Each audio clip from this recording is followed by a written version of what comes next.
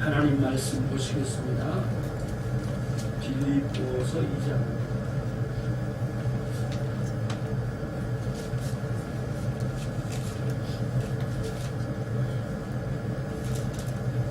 빌립보서 2장 5절로 8절입니다.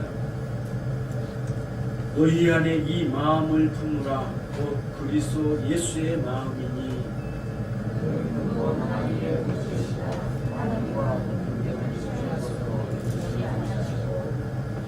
오히려 자기를 비워 종의 형체를 가지사 사람들과 같이 되셨고 아멘.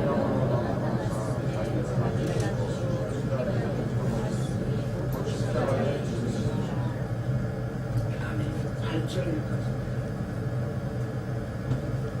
앞뒤 분들하고 인사 나누시겠습니다. 평안하셨습니까?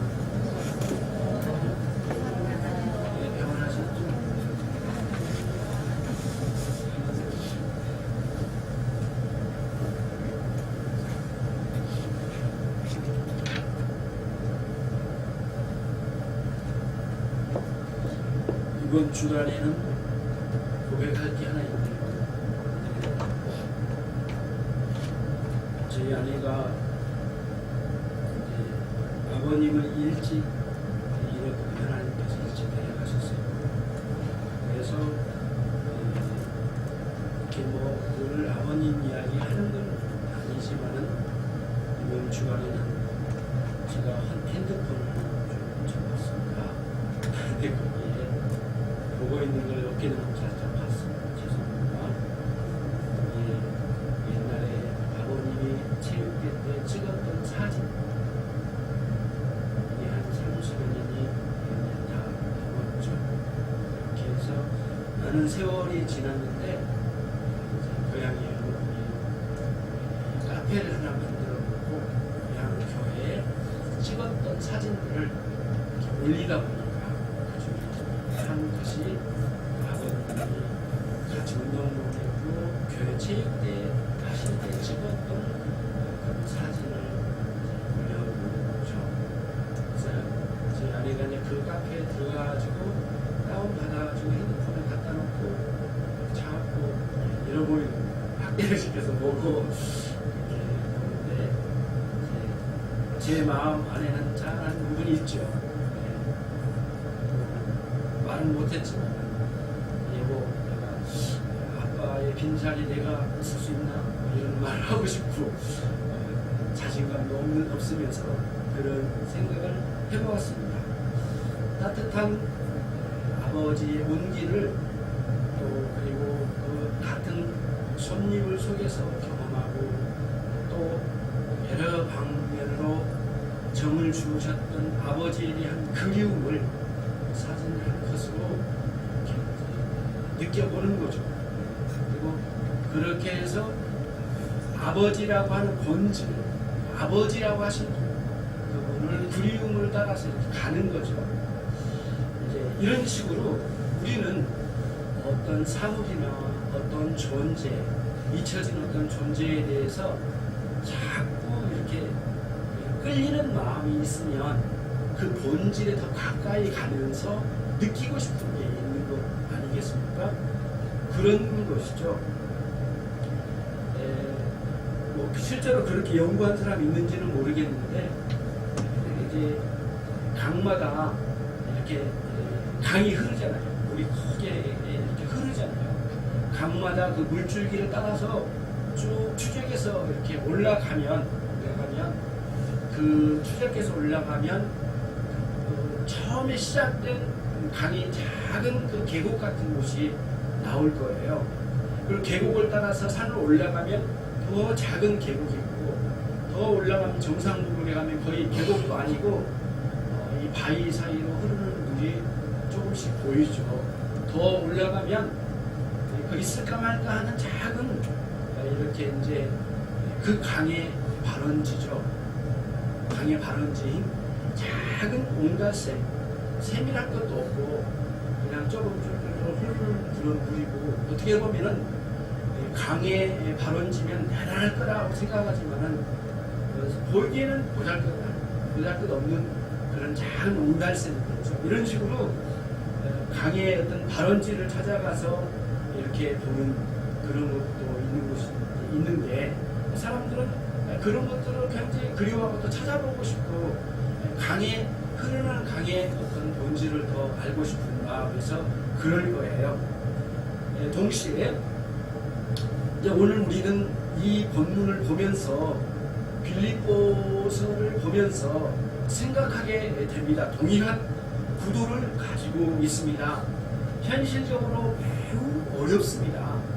담임 목사님격이 되시는 사도 바울이 감옥소에 오랜 세월 갇혀 있습니다.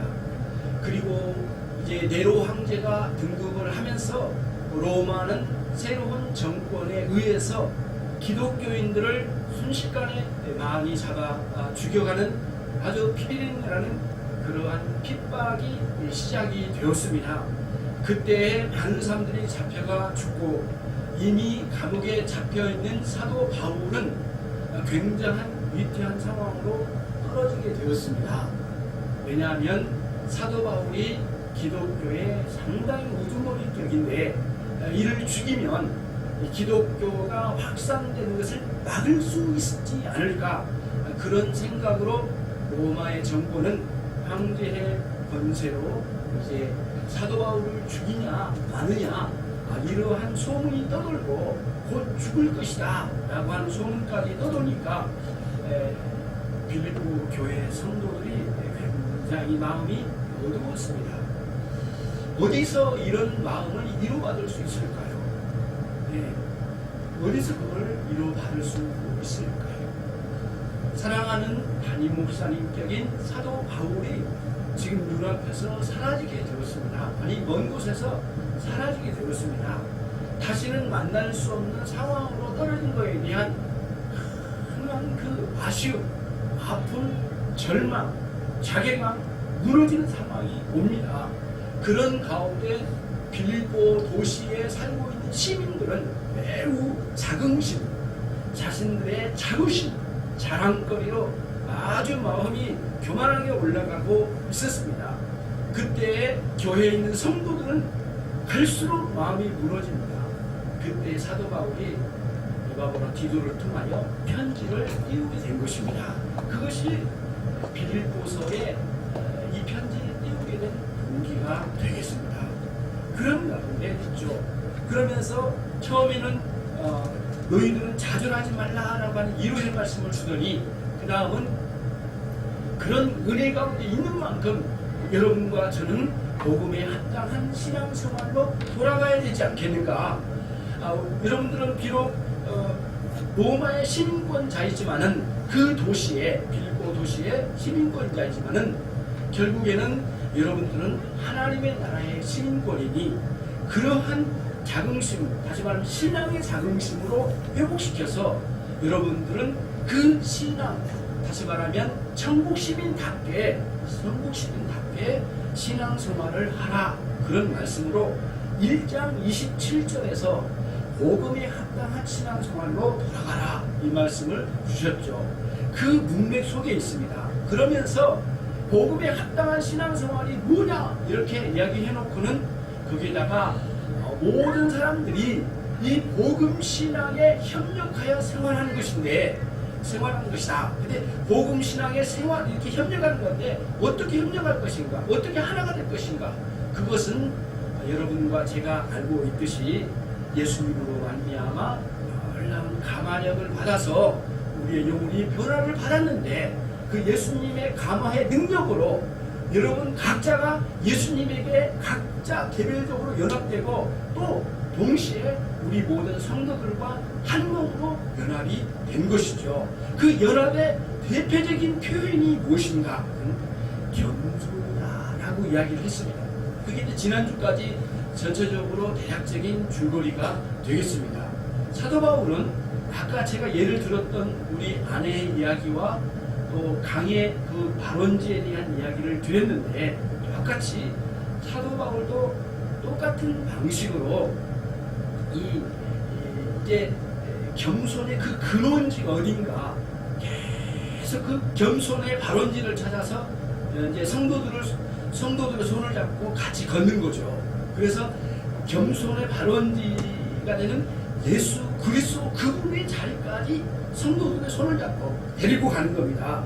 그리고 실제로 널찌감치서 예수님은 이런 분이니까 예수님 닮아가라 이렇게 하지 않고 실제로 그 자리까지 딱 들어가서 예수님을 직접 만나는 형식으로 우리로 하여금 겸손의 그 뿌리, 그 근원지에서 실제로 그 겸손의 그 결과로 주어지는 구원의 역사를 이루신 십자가의 놀라운 구원의 역사를 실제로 또다시 한번 감격으로 와닿도록 만들어서 여러분과 제가 형식적으로만 겸손한 자가 아니라 실제적인 겸손한 자, 여러분이 외향적으로만 겸손을 표현하는 것이 아니라 이 속에 깊은 곳에 영혼이 겨해서 실제적으로 겸손한 자로 만들어내고자 하는 열망으로 오늘 이 말씀 여기까지 부르게 된 것입니다.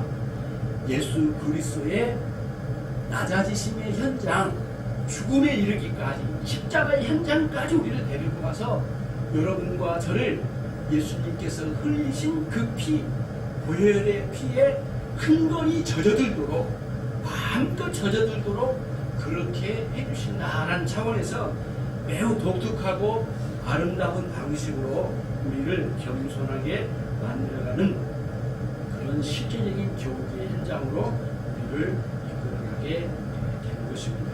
그런 형태로 사도 바울이 이 본문의 말씀을 이끌어가는 것이죠.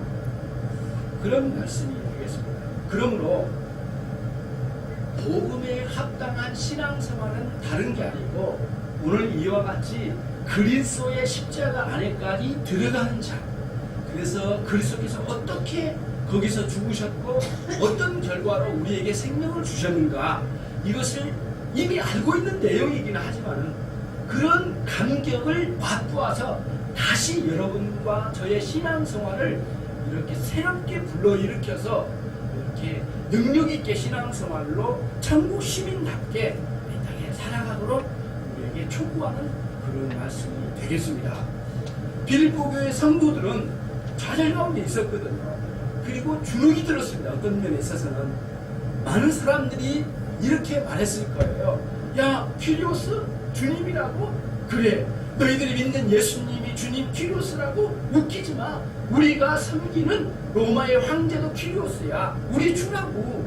그럼 봐라, 너희의 퀴리오스라고 하는 예수님을 전하는 그 사람이 감옥소에 있지. 그 감옥소에 집어넣는 사람이 누군 줄 알아? 우리 황제야. 우리의 퀴리오스가 너희가 말하는 퀴리오스 주를 이겼지 않았느냐, 이런 형태로 자꾸 조롱을 하는 겁니다. 그러니까 성도들이 굉장히 짓눌린 거죠. 사도 바울이 곧 죽게 되는 형편이니까 더 많이 내게 주눅이 든 거예요. 오늘날도 여러분의 신앙생활 현장은 세상과 떨어질 수 없거든요. 세상이 끊임없이 부유하고 더 발전하고 과학과 과학의 발전을 통해서 끊임없이 말하는 거예요. 그래, 너희는 2000년 전에 오셨다고 하는 그 예수님을 믿냐? 아직도 그 구닥다리 가르침으로 지금 살아보려고 하느냐? 우리는 현대 문명의 최고의 꽃이 펴진 이 과학 문명의 이러한 지식을 가지고 살고자 하는데 너희는 그런 거 가지고 살려고 하느냐? 이런 식으로 자꾸 우리에게 내들고 또 욕하고 조롱하고 비웃기 때문에 어떻게 보면 신앙생활 하면서 그런 것들에 의해서 자꾸 주눅이 들어가지고 이게 맞는 건가, 아니면 현대 문명에 맞는 사상을 가지고 돌아가야 되는 건가 혼돈에 빠질 수 있는데, 사도 바울은 모두 거절하고 다시 원근원지, 이 강의 발원지와 같은 여러분과 저의 생명의 발원지인 예수 그리스도의 십자가 앞으로 인도하시는 귀한 장면이 오늘의 말씀이 되겠습니다. 다시 한번 제가 본문을 읽고 본문을 말씀을 드리도록 할게요. 너희 안에 이 마음을 품으라. 그리스도 예수의 마음이니 라고 표현을 했습니다. 그러니까 이게 예수님의 마음을 품으라는 말씀이죠. 쉽게. 그러니까 예수님의 마음, 그러니까 예수님께서 어떤 형식으로 마음을 펼쳐가셨느냐면 다음과 같은 거죠. 그는 근본 하나님의 본체시나 하나님과 동등됨을 취할 것으로 여기지 아니하시고, 그랬습니다. 무슨 말씀이냐면은 예수님은 하나님과 동등된 신성을 지니신 분이에요. 예수님은 단순히 사람만이 아니셨어요. 사람의 몸을 입고 오셨지만은 그분은 하나님의 아들이셨어요. 사람의 아들은 사람입니다. 하나님의 아들은 하나님이십니다. 이러면서 이렇게 사람의 수준이 아니라 신의 경지에 계신 분이었다. 그런 의미가 되겠습니다. 신의 경지에 계신 그 본체하신, 신의 본체를 가지고 계신 그분이 그 하나님의 신성의 본체를 가지고 계신 그 신성의 충만함으로 가지고 계신 그분이 거기에 머물러 있지 않기를 원하셨어요. 왜냐하면 여러분과 저를 구원하시기 위하여 그 이기하신 하나님의 신성을 내려놓고 이 땅에 내려오셔서 사람들과 똑같이 되는 방식으로 내려오셨는데 오히려 자기를 비워 종의 형체를 가지사 사람과 같이 되셨고 라고 하십니다. 예수님의 오신 방식은 그냥 하늘에서 하나님으로서 존재하시다가 이놈들아 회개하라, 그리고 너 본받을 테니까 이리 올라와, 이런 식으로 하지 않으시고 하나님이신 그분이, 하나님의 아들로서 존재하신 그분이, 영원전부터 영원토록 계신 그분이 이 땅에 내려오셨는데 이 세상에 가장 비참한 현상으로 놓여져 있는 인생들 속으로 내려오셨다는 거예요. 이 인간이 얼마나 철저하게 패망했습니까?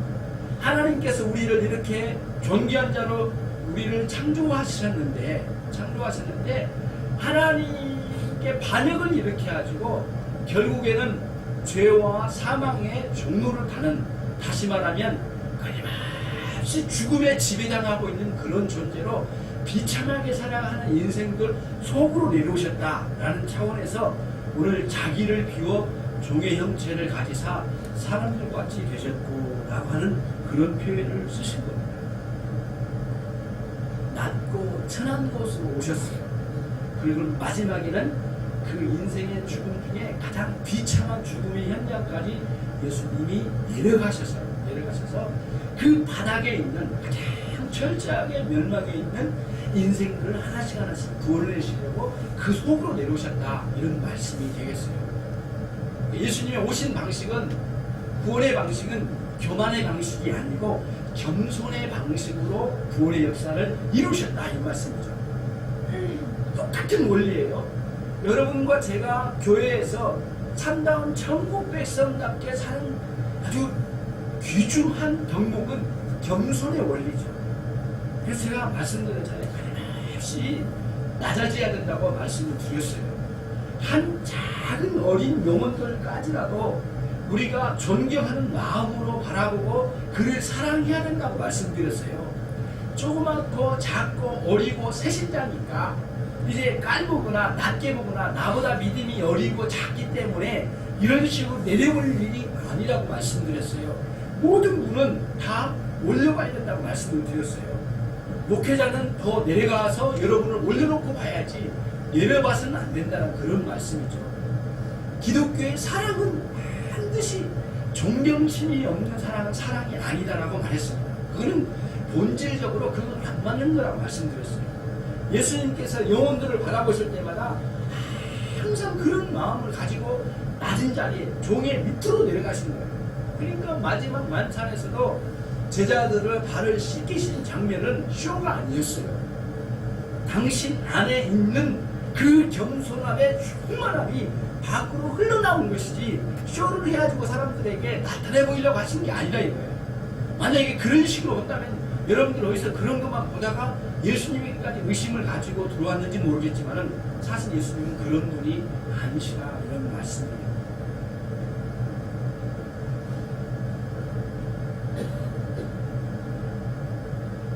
그래서 첫 번째 말씀이 그런 내용이에요. 복음에 합당한 신앙생활로 살아가는 곳의 중심에는 겸손의 삶이 있다. 그 겸손은 겉으로만 겸손한 척 하면 안 된다. 그리스도의 십자가에 확 묻혀서 그리스도로부터 부어진 그 보혈의 피에 확 적셔들지 않고는 진정한 의미의 겸손한 자는 있을 수가 없다라는 것이 첫 번째 교훈이 되겠습니다. 첫 번째 교훈이 되는 것입니다. 그러니까 복음에 깊이 젖어들지 않은 사람은 겸손했다라고 말할 수가 없어요. 또 여러분의 신앙생활에 이렇게 살다가 내가 겸손해야지 남들 잘하는 이렇게 되는 게 아니에요. 절대 그럴 수 없어요. 이 안에 자기 안에 교만한 마음이 있는 것을 꺾어내야 되는데 우리 힘으로 어떻게 이걸 죽입니까? 결코 이거 죽일 수가 없거든요.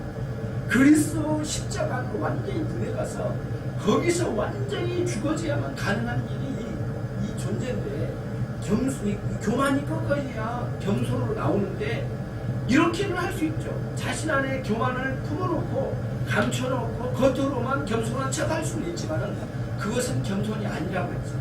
여러분과 저는 내 자신을 알아요. 내가 얼마나 교만한 존재인지를 아는 거예요. 스스로가 얼마나 교만한 존재인지를 모른다면, 그리고는 그리스도의 은혜로 말미암아 끝까지 해야 된다는 사실을 모른다면 그분은 복음에 대해서 아직 감격으로 살지 못하고 있는 분이 되는 것이죠. 가능성이 없어요.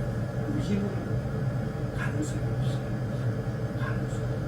불가능한 존재예요. 그렇기 때문에 하나님 말씀하십니다. 복음에 비리는 방식으로 우리를 꺾으시는 거예요. 우리는 자꾸 합리적인 인간의 방식으로 우리의 식으로 자꾸 뭔가를 해보려고 하지만은 하나님께서는 복음의 능력의 방식이에요. 네. 복음의 미리난 방식으로 우리에게 주신 거예요. 제가 말씀을 드렸던 거예요. 복음의 그 전파의 형식은 퀘리그마라고 그랬잖아요. 선포한다고 했어요. 인간은 이렇게 해보고 저렇게 해보고 노력하고 합의를 이뤄보고 같이 생각을 나눠보고 이런 식으로 뭔가 좋은 방식을 찾아낼지 모르지만은 하나님은 그건 아니라고 딱 말씀하십니다. 인간의 지혜와 이성으로 도달하려고 하는 수많은 방식으로 뭔가 해보려고 하는 방식이 아니라는 거예요. 여러분과 저는 그리스도의 십자가에 무너져버리는 역사가 있지 않으면 안 된다는 거예요. 그것이 굉장히 중요한 원리예요.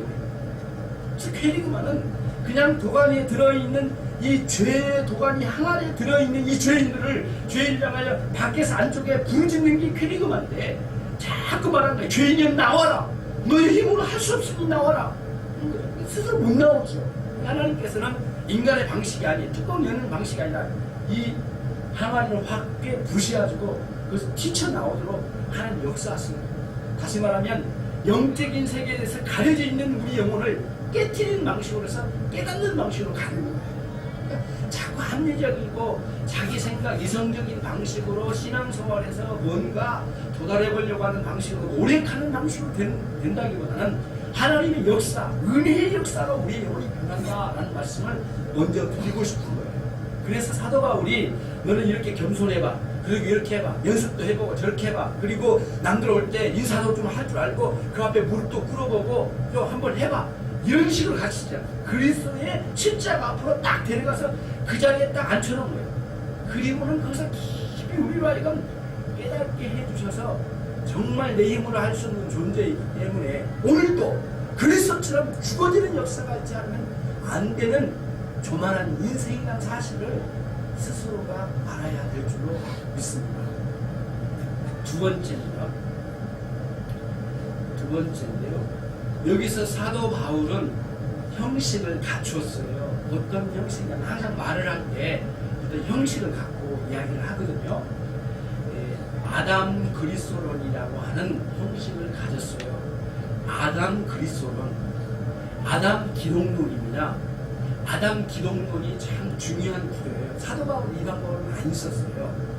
어디서 썼냐면은 로마서 5장 12절에 이런 말씀이 있습니다. 한 사람으로 말미암아 아담이죠. 죄가 세상에 들어왔나니 또 예수 그리스도로 인하여 생명 안에서 왕노릇하도록 우리를 이끌어 주셨다. 이런 말씀이 로마서 몇 장이에요? 로마서 5장 12절 말씀에 이 말씀이 기록되어 있어요. 다시 말하면 자, 저를 한번 보세요.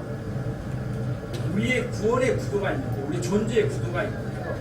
한 존재에 의해서 세상에 죄가 들어왔어요. 근데 또 다른 한 존재를 통하여 생명이 들어왔다 이거예요. 네, 우리 노력으로 한 게 아니라 이렇게 죄가 이렇게 들어온 거예요. 그리고 또 생명도 이렇게 들어왔어요. 이 같은 구도를 타고 왔다 이거예요. 한 사람을 통하여 죄가 들어오고 한 사람을 통하여 생명이 들어왔다 이런 말씀이에요. 한 사람은 누구예요? 죄가 들어오게 하는 사람은 누구예요? 아담으로 말미암았고 또 한 사람은 누구예요? 예수님을 통하여 죄가 들어왔다 이거예요. 이런 구도를 가지고 복음을 설명해내는 거예요. 네, 계속 사도 바울 그거를 굉장히 즐겼었어요. 고린도전서 15장에서도 이런 말씀을 주셨어요. 아담 안에서 모든 사람이 죽은 것 같이, 아담 안에서 모두 죽은 것 같이 그리스도 안에서 모든 사람이 삶을 얻으리라. 같은 구도죠. 오늘 이제 여러분과 제가 오늘 이 본문에서 우리가 읽었던 처음에 읽었던 빌립보서 2장 5절 8절 말씀이 아담 기독론이라고 말씀드렸어요. 아담과 그리스도를 대비시켜서 복음을 설명하는 방식이에요. 이게 굉장히 중요한 방식이거든요. 그러면 이제 잘 봐야 되겠어요. 인간이란 기본적으로 하나님을 의존하면서 살도록 창조하셨어요. 처음부터 타락하기 전에도요. 인간이란 하나님을 기대면서 살도록 되어 있고 끊임없이 하나님의 도우심이 필요한 존재로 창조해 놓으셨어요. 처음부터요. 그러니까 하나님으로부터 독립형으로 창조해 놓으시지 않으셨어요. 영원토록 인간은 하나님 의존형으로 창조해 놓으셨어요. 천국에 가도 영원토록 하나님께 의존된 존재예요. 그런데 아담은 그것을 거절하고 아니야, 하나님 의존하지 않아도 내 혼자 한번 살아볼 거야. 나도 하나님처럼 될 수 있을지도 몰라. 이런 식으로 독립형으로 가려고 했던 거예요. 결국에는 하나님과의 관계를 끊어버리고 자기 혼자 살고 싶은 마음에서 시작된 거예요. 그러니까 이게 근데 결과는 어떻게 됐어요? 아주 비참하게 하나님만큼 된 것도 아니고 인간의 자리에서 완전히 추락해가지고 이거는 가장 비참한 상황이죠. 이 죽음의 노예가 되고 죄의 노예가 되고 인간이에요. 아주 비참한 존재예요. 그런 존재이기 때문에 인간이 지금도 끊임없이 내 안에 있는 인간 스스로 가지고 있는 어떤 곳으로는 모자라는 거예요. 항상 이런 것처럼 항상 모자라는 존재예요. 다시 밖으로부터 땡겨서 이렇게 가지고 와야 돼요. 가지고 와서 채워놔야 돼요. 이 채우는 방식이에요. 여러분 잘 아실 거예요. 사랑은 크게 두 가지로 나뉘어집니다. 에로스 사랑이 있고요. 뭐 또 친구 사랑이 있지만은 또 하나는 아가페 사랑이 있습니다. 이거는 아주 중요한 방식인데요. 여러분 아가페 사랑이라는 것은 이렇게 이성 간의 사랑 이렇게 보통 말하잖아요. 그건 한쪽이에요. 그게 아니고 인간이 존재 자체가 사랑하면서 사는데 자꾸 뭐냐면은 이 사랑의 대상을 내가 독차지하려고 하는 성향의 사랑이 이 에로스 사랑이에요. 에로스 사랑은 그냥 이성 간의 성적인 사랑 이런 사랑만 아니에요. 그것만 의미가 아니에요. 인간이 본질적으로 가지고 있는데 그냥 사람이 아니에요. 이성적인 존재가 아니라도 뭐든지 내가 가져야 되는 거예요. 취해야 되는 거예요. 왜냐하면 이 안에 가지고 있는 본성 자체가 너무 부족하기 때문에 취해야 되는 거예요. 그래서 에로스 사랑은 상대를 내가 가져야만 될 때 만족감을 누리는 거예요. 그런 사랑이 에로스 사랑이에요. 그러니까 그걸 뭘 보여줘요? 내 안에 결핍이 있다, 모자란다, 부족하다는 의미거든요. 반대예요. 아가페 사랑은 예수님께서 가지고 오신 사랑이죠.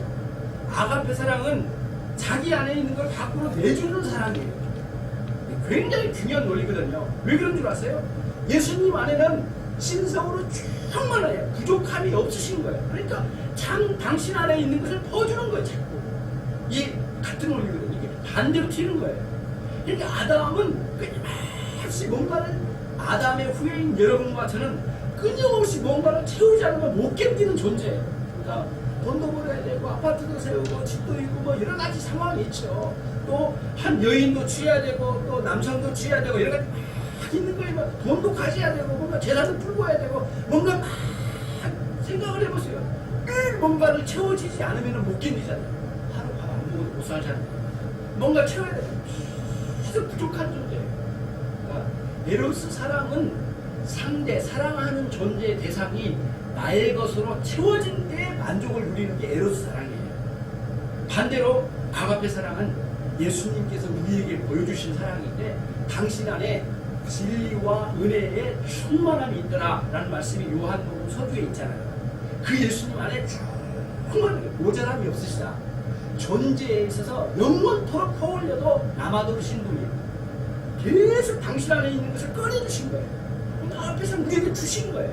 그래서 당신의 것을 다 여기서도 이제 비웠다고 그랬죠. 여기에 오히려 자기를 비워 종의 형체를 가지사. 이것도 뭐냐면 어떻게 보면 이게 퍼주는 형태. 자꾸 주시는 거예요. 자기를 비워내 주시는 거예요. 근데 우리는 비워내면 못 살아요. 자꾸 채워야 돼 우리는. 그러니까 예수님 주신 사랑을 채워넣는 거죠.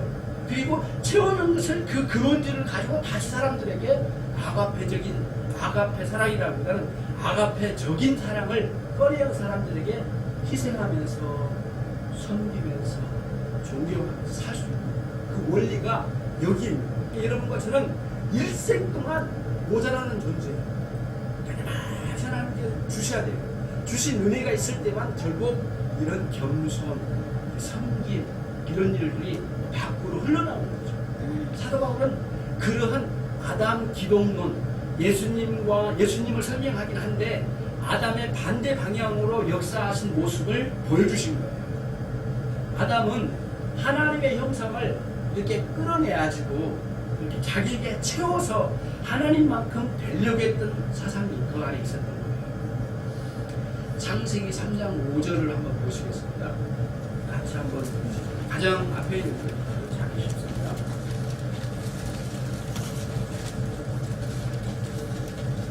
창세기 3장 5절.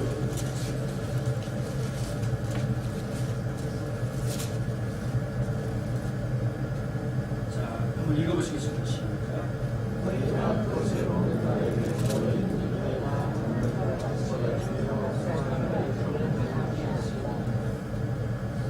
5절에서 가장 중요한 요소는 그거 같아요. 하나님과 같이 되어 이 말씀이라고 생각을 해요. 5절에서요. 창세기 3장 5절에서요. 하나님과 같이 된다 이거예요. 자, 그럼 여러분은 이거 하나 이해하고 넘어가셔야 돼요. 예수님도 하나님의 형상이라는 말이 나오죠. 올 때 형체, 그게 하나님 형상인 것이 하나님 형상이고요. 그러면 아담을 창조하실 때도 창세기 1장 27절, 28절에 하나님 형상대로 창조하실 때요. 아담도.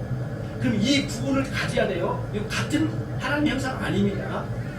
아담이 소유한 하나님의 형상은 피조된 하나님의 형상이에요. 자, 굉장히 중요해요.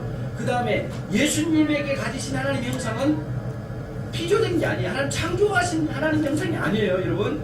굉장히 중요한 문제예요. 영원전부터 하나님과 동등간 본체를 지니신 하나님 형상이에요. 이 두 가지는 완전히 다른 거예요. 근데 아담은 자기에게 예수님 같은 하나님과 같은 형상은 없었어요. 피조된 하나님 형상은 있었지만 그렇기 때문에 아담이 가지려고 했던 여기서 이제 창세기 3장 5장에서 말하는 하나님 같이 된다고 하는 것은 예수님이 가지셨던 그 형상을 자기도 가져보려고 하나님의 신성의 침범에 들어간 거예요. 이건 아주 사악한 짓이거든요. 여러분 제가 정확하게 그거를 또 한번 나중에 분명히 확인해서 또 말씀드리겠습니다. 하나님의 신성에 도전하는 모든 존재는 반드시 처참하게 멸망하고 마는 거예요. 폼페이라는 이름을 가진 그 황제가 있었나요? 이 유대 나라의 침범에서 들어가가지고 이렇게 장군이죠. 큰 대군을 이끌고 와가지고 유대 나라에 들어가고 이제 그 성전에 들어간 거예요. 우리로 말하면 군함발 싣고 저쪽 들어가서 이게 유대인들이 예배드리는 곳이야? 참 하고 막 들어간 거예요. 그러니 마지막 지성소를 자기 손을 걷어내고 딱 들어간 거예요. 처참하게 죽음을 면치 못했다고 해요. 그 자리에서 죽진 않았지만. 그리고 폼페이라는 이름을 가진 그 도시까지도 완전히 하는 역사 속에서 묻어버린 게 화산재, 존재 자체로 사라지게 만드시고. 참 무서운 것은 인간이 하나님의 신성에 도전하는 것은 이거는 굉장히 무서운 거예요. 교만 중에 교만이거든요. 그러니까 인간의 기본적으로 가지고 있는 모든 교만은 하나님의 신성에 도전해보려고 하는 그거예요. 그 무엇이에요? 아담이 그거를 원했던 거예요. 여기 있잖아요.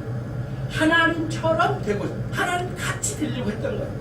창세기 3장 5절의 말씀은 아주 중요한 메시지라고 보여줘요. 아담이 하나님처럼 하나님의 원래 형상에 자기 것으로 차지하려고 한 거예요. 하나님께 기대어 살려고 하지 않고. 이거는 아주 사악한 짓이기 때문에 하나님의 왕권에 도전하기 때문에 그는 반드시 멸망하고야 말았던 거예요. 이게 아담이 가지고 온 죄악상이에요. 반대로요, 예수님은 그 하나님의 아들이시고 하나님의 신성하는 형상을 지으셨어요. 피조된 하나님 형상이 아니죠. 본질적으로 하나님의 신성을 가지신 그분이 형상을 가지신 분이에요. 그걸 가지고 오신 분이 아담하고는 반대편으로 갔어요. 아담은 하나님 형상을 끌어당기려는 예수님은 밖으로 꺼내놓으셨어요. 얘는 반대 방향으로 예수님은 내어놓으신 방식으로 이 땅에 내려오셔서 종의 형체를 입으시고 십자가에 죽기까지 완벽하게 죽으셔서 죄악의 그늘진 곳에 드러누워 있는 비참한 인생들을 꺼내시려고 이제 오신 거예요. 이 장면이 이제 오늘 우리가 읽었던 내용들의 전체들. 그러니까 이런 생각, 예수님의 구원하신 방식을 생각하면 너무너무 놀랍고 감사하고 감격스러운 거예요. 나같이 이 비참한 인생을 구원하신 예수님의 그 노력, 열심, 열망, 그 순종, 죽기까지 내려가신 십자가에 처절하게 죽으신 모든 인생들을 위하여 자신의 것을 모두 내어놓고 끊임없이 퍼주시는 예수님의 놀라운 아가페적 사랑, 거기에서 감동 감화를 받지 않는 사람은 그 사람은 정말로 돌덩이 같은 마음을 가진 사람이죠. 이 쇠붙이 같은 가슴으로 뭔가를 신앙생활을 하려고 한다면 그는 아니죠. 하나님이 여기서 그러니까 사도 바울은 이렇게 생각했을 것 같아요. 이 본문 오늘 빌립보서 2장 5절 8절 말씀 11절까지 쭉 이어지는데 여기까지 오면 이 말씀을 딱 들으면 성도들은 은혜의 자리에 들어가서 무너지고야 할 것이다 라고 생각했거든요. 여기까지 이제 인도를 한 거죠. 그러니까 겸손의 반대, 버려야 될 게 허영심이라고 했잖아요. 지난주에. 허영심이 다른 게 아니에요. 하나님께서 차지하셔야 할 영광을 자기가 차지하려고 하는 것이 허영심이에요. 그거는 그거예요. 아니라고 하겠죠. 그냥 뭐 좀 취해보고 싶어. 그게 아니에요. 하여튼 그거는 하나님의 영광을 빼앗으려고 하는 완악한 마음이 그 안에 있기 때문에 그 안은 그걸 무척 싫어하시는 거예요. 남들보다 자랑스럽게 살고 남들이 나를 추앙하고 나를 좀 띄워주고 좀 잘났다고 하고 대단한 사람이라고 말해준 그것에 의해서 살려고 하는 사람들은 이 신앙의 길로 못 가요. 예수님 무너져야 돼요. 여러분과 저는 막 그 자리로 무너져야 돼요. 그 사람들은 여기서 많이 여기서 막 잘못된 경우가 많아요. 목회자들은 목회자들대로 교회를 아름답고 높고 대단하게 세워서라도 어떻게 해서 사람들에게 보여줘야만 하는 그런 욕구, 회영식으로 가고, 성도들은 나름대로 세상에서 막 뭔가를 잘해가지고 성공하고, 물론 제가 성공하지만 거기에 이제 예수님께 영광을 돌려드리는 차원에서 하는 게 아니라 자기가 뭔가를 드러내고 막 그래야 되는 거죠. 그걸 못하니까 두려움이 오는 거예요. 두려움이 세상으로 보니까 자꾸 사람들 눈치 보는 거예요. 그러니까 외식적으로 막 하는 거예요. 신앙이 없는데 신앙이 있는 것처럼 뻥을 내야 되고, 그리고 돈도 없는데 있는 것처럼 내야 되고, 갖추고 줘야 되고. 그러니까 수백만 원, 수천만 원짜리 가방이라도 짊어져야만 이 자기 안에 허영심을 이제 자기 안에 폼나는 것을 보여줘야만 이게 풀려져가 이게 허영심이에요. 하나님의 영광을 자기가 되찾으려는 그런 뒤에 아주 사악함이 그 안에 도사리고 있는 것이에요. 마지막 한 가지 말씀드리고 마칩니다. 자, 중요한 이제 원리예요. 마지막으로 이 본문을 통해서 분명한 것은 우리에게 모범 닮아가라고 말씀해 주신 겁니다. 닮아간다는 것은 이렇게 훌륭한 선생님이 있으면 선생님처럼 닮아서 선생님만큼 훌륭한 사람이 되는 거 아니겠어요? 닮아가는 거거든요. 근데 여기서 중요한 논리가 하나 있어요. 성경에서 사도 바울은 그런 식으로 이렇게 연습하거나 예수님 모양을 닮아가라 그게 아니에요. 예수님 안으로 들어가지 않으면 못 닮는 거예요. 그렇기 때문에 항상 두 가지 논리가 같이 가야 돼요. 하나는 뭐냐면은 제가 아까 말씀드린 것처럼 복음이에요. 복음 진리를 막 봐야 돼요. 먹어서 맛을 봐야 돼요. 괜히 그 말하고 말씀드렸잖아요. 예수님을 이렇게 표현하면 어떨까요? 먹는 거예요. 이게 이제 어떤 형태로 나타내냐면 성찬식에 보이잖아요. 예수님을 먹는 거예요. 먹는다면 자기 안에 먹어서 경험해내는 거거든요. 복음은 쾌리기만은 우리에게 속으로 집어넣는 형태예요. 완전히 경험해 그 사람 자체가 변하는 거거든요. 그러면서 그 속에서 그분이 우리에게 주신 은혜를 이렇게 받아들이고 감안해서 새 사람 되면서 예수님을 닮아가는 형태로 가는 거예요. 그걸 디다케라고 하거든요. 그러니까 이렇게 교훈적으로 닮아가는 형태도 많지만 그것만 있는 게 아니라 복음으로 새 사람 되지 않으면 예수님을 겉모양으로만 닮아가서는 닮아가는 게 아니에요. 사도 바울은 그거를 노린 거예요. 그래서 우리를 그 십자가에 죽기까지 죽으신 그분 안으로 우리를 데려가신 거예요. 그러니까 여러분과 저는 사도 바울의 인도를 따라서 손 잡혀가지고 덜덜 떠는 마음으로 그분 앞에 무릎을 꿇고 엉엉 울면서 무너지는 십자가 안에 내려가는 그런 일들이 여러분 안에 있기를 주님의 이름으로 축원합니다. 굉장히 중요한 원리를 여기에 이제 가지고 있다, 이런 말씀이 되겠습니다. 말씀을 정리해 봅니다. 저의 부족한 설교로 인해서 여기까지라면 너무 죄송하고 가슴 아픈 일이고요. 여러분과 제가 이렇게 원리를 가지고 신앙생활을 하셔야 되겠습니다. 기도도 같은 원리거든요. 기도가 안 되니까 막 소리를 질러도 꽥꽥 소리를 지르고 막 뭘 연습하고 해야지 기도하는 게 아니고요. 이런 식으로 복음 진리, 예수님 나를 위하여 모든 걸 내어놓으신 주님을 깊이 묵상하고 생각하는 거예요. 그래서 마음 깊이 생각했던 내용들이 이 안으로 내려가서 마음의 감동 감화로 끌어올릴 때 기도가 기도되게 나가거든요. 이 원리를 항상 여러분들이 활용해 주셨으면 좋겠어요. 네. 마중물이라고 아시죠? 아시잖아요, 여러분. 이제 요즘 우리 저는 옛날에 샘이 있는데 작두샘이라고 있었어요. 작두샘 이렇게 하면은 물이 이렇게 퍽퍽 올라오면서 이런 탱글에서 확 쏟아지잖아요. 근데 처음에 물을 그냥 하면 이게 잘 안 돼요. 헛방이에요, 이게 안 돼요. 그래서 2m는 물을 거기에다가 그만큼 정도를 부어요. 부으면은 물이 들어가기 때문에 약간 압축이 돼요. 옆에 공기가 새는 걸 막잖아요. 물로 막아요. 그러니까 물 이것만큼 안 되는데 그거 가지고 넣고 하면은 쫙 하면은 이게 굉장한 10m 가까이 되는 굉장한 깊이에 있는 물이 쫙 파이프를 타고 올라와요. 막 봄이면 계속 물이 나와요. 그때는 물 부을 거 없거든요. 마중물이거든요. 반드시 은혜는 그리스도의 마중물, 은혜가 들어가야 은혜가 쏟아져 나오는 거예요. 이 원리를 항상 그걸 기도에 활용하시고요. 예배 시간도 마찬가지예요. 찬양할 때도 마찬가지죠. 그냥 입으로만 해서 찬양이 아니잖아요. 그게 아니라 은혜가 들어와야 되잖아요. 생각하고 가사도 생각하고, 그리고 그냥 오늘 찬양하는 분들이 너무 예뻐서 좋았다, 그게 말이 안 되잖아요. 그럼 은혜가 들어가서 그 은혜로 쏟아져 나오는 그런 방식으로 신앙생활을 하기 위해서 여기까지 인도하십니다. 여기까지 인도해 놓은 말씀. 그래서 여러분과 제가 오늘 이번 주간에도 그럽시다. 겉으로만 표면적으로만 예수를 닮아가면 안 되고요. 예수님의 은혜로 내 존재가 바뀌어버려야 돼요. 케르그마적인 복음적인 변화가 내 안에 있고 디다케적인 생활의 변화가 같이 겹여지는 신앙생활을 요구한다, 이 말씀이에요. 본질이 변해야 돼요. 사람이 변해야 돼요. 존재가 변해야 돼요. 내면적으로 변하지 않으면 참된 신앙의 길로 가지 못한다, 이 말씀이에요. 사도바울은 그걸 요구하니까 여러분과 제가 그러한 구도 안에서 신앙생활해서 오늘도 이런 은혜의 발원지이신 예수님의 십자가 앞으로 날마다 나아갑시다. 그래서 여러분 큰 은혜를 보시고 주님으로 축원합니다. 기도하겠습니다.